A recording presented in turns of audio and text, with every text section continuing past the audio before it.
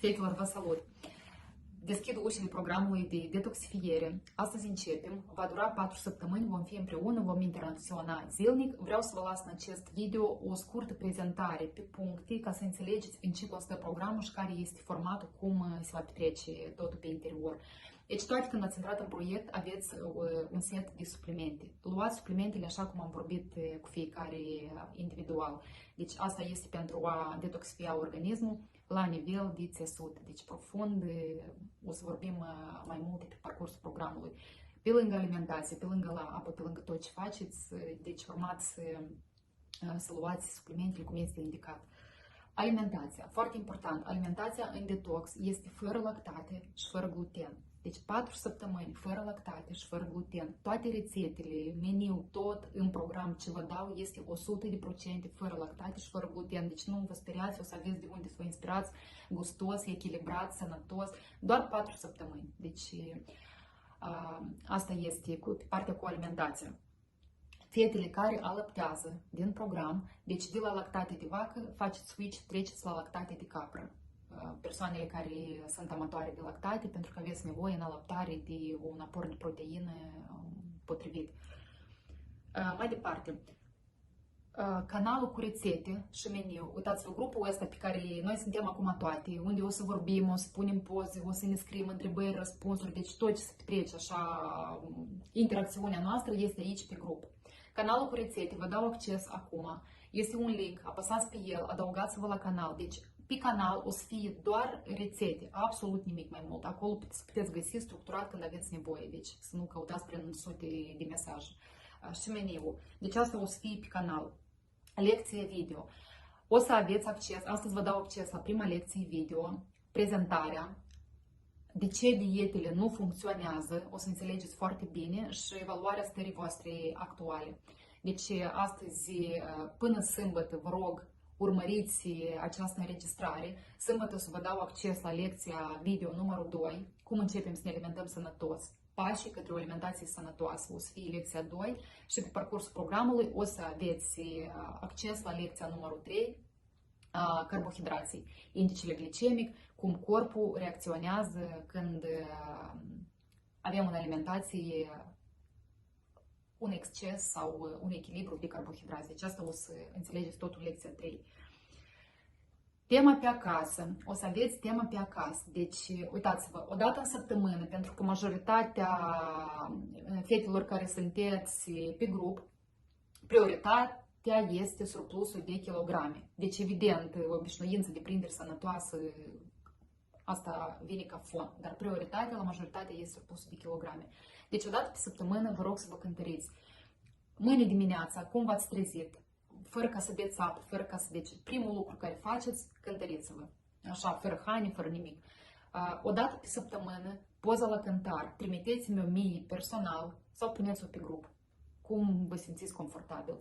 Deci chiar vă invit și vă sugerez, suntem femei, toate trecem prin careva situațiile noastre, cu sănătatea, cu corpul, o să vorbesc mai mult în program, o să explic tot. Deci vă invit să nu vă rușinați, să fim unite, să ne susținem, să ne ajutăm, să ne împărtășim cu rezultatul, să ne împărtășim când este nevoie câteodată cu o scăpare, pentru că suntem oameni și suntem aici să depășim toate momentele astea împreună. Eu o să vă ajut, o să vă explic totul în prima lecție, neapărat care vă o dau astăzi acces.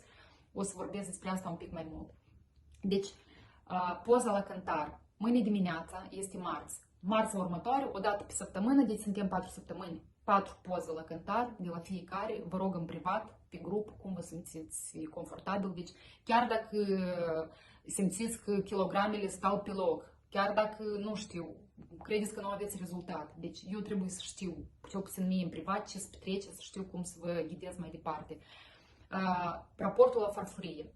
Când mâncați, pe parcursul zilei, deci nu contează, aveți în caserolă, ați luat cu voi la lucru, mâncați într-o cafenea, mâncați acasă, nu contează, faceți o poză așa, nu-mi trebuie amenajat frumos ca la restaurant, că multe fete se rușinează, eu deja știu din experiența din alte grupe. Eu le pun frumos pentru că este un program și evident că îmi pregătesc, fac tot ce vă dau rețete, tot făcut de mine, toate sunt trecute prin mine, deci nu scărți, nu sunt absolut tot. Evident, voi nu aveți ocazia să stați fiecare dată să vă jucați, deci faceți o poză simplă, eu trebuie să văd ce aveți în farfurie, ce mâncați. Asta iarăși o să învățați cum să construiți meniul, ce cu ce se combină, tot asta o să vorbim pe parcurs la 4 săptămâni. Seara, o dată pe zi, trimiteți pozele și arătați-mi ce ați mâncat și iarăși noi între noi ne ajutăm, vă inspirați, voi vă inspirați pentru că dați idei. Eu o să aveți un meniu, evident, o să aveți rețete, dar iarăși, meniu, nu vă plafonați la meniu, foarte important.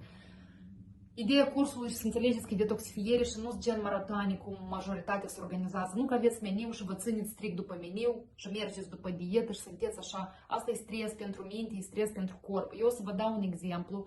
O să fie un punct de reper, o să vă dau lista de alimente care îți permit, lista de alimente care trebuie să le evitați. Și iată, jucați-vă cu fantezia și cu alimente sănătoase și mâncați și să respectați, să nu mâncați orele nepotrivite. O să vorbim în lecția numărul 1 despre asta mai detaliat. Deci, cu rețetele, cu meniul, asta este, cu cântarul, cu ceea ce ați mâncat, poza să mi-o arătați. Măsurările. Acum, la început, mâine dimineața, luați-vă măsurările sau astăzi. Deci, bustul, talia, șoldul. Deci, talia, știți, două degete mai sus de buric, cea mai proeminentă, subțiric zonă. Deci, măsurați-vă 3 puncte, scrieți într-o agendă, faceți o poză și trimiteți-mi o mie sau salvați un telefon. Deci, iarăși, nu vă rușinați, eu mă uit la voi strict profesional ca să înțeleg cum să vă ghidez. Deci, informația asta e confidențială, mi trebuie să știu ce se petrece de partea cealaltă a ecranului. Cu asta v-am spus. Cam în formatul ăsta, deci o să petreacă lecții video, rețete, meniu, mesaje, vocale, o să vă las multe filmulețe video din bucătărie. Deci o să vedeți pe parcurs toată informația cum o prezint, într-un mod foarte ușor, într-un mod accesibil, într-un mod simplu. Ideea ca să faceți asta în practică, pentru că informația pe internet este multă, pe Google puteți să găsiți tot ce vreți, toată lumea tot asta știe, dar nimeni nimic nu face. E scopul meu și scopul programului ca voi să începeți cu pași micuți, nu trebuie să faceți schimbare peste noapte, dar să începeți să integrați în rutina voastră niște reguli simple și foarte accesibile. Deci, iarăși, o să învățăm totul pe parcurs. Și nu în ultimul rând, vreau să vă spun că în program am o invitată specială. O să alegem o zi împreună, o să votăm cum ne este mai comod și o să facem un live, deci numerolog, psiholog, pentru că vreau să aveți acces cu ea, Olga Drotic se numește, la 30 de minute consultație gratuită, dar în program o să fie surpriză, este programul, un webinar live, eu cu Olga, unde o să vorbim despre problemele psihologice ale acumulării surplusului de kilograme. Deci, pentru că este foarte important aspectul ăsta, să rezolvăm careva dependențe, careva blocaje, careva convingeri, pentru că până la urmă de aici pornește totul. Meniu, alimentație, apă, tot asta, deci cam așa v-am spus, sintetizat, în ce o constă programul. Eu vă doresc succes, îmi doresc să fim cât mai aproape și cât mai mult în contact și deschisă și prietenești, deci simțiți-vă liber, pentru că să ne-am adunat, suntem toate pe o deschidere așa.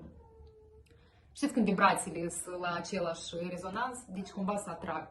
Simțiți-vă liber, asta este ideea. Vă doresc succes.